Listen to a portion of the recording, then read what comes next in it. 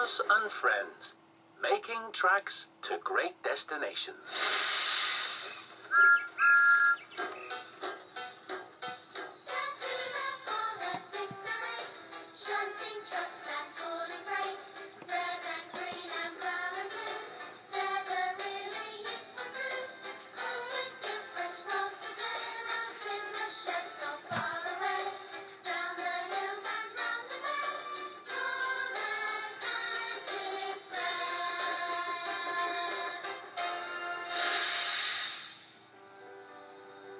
The island of Sodor is surrounded by beautiful blue sea.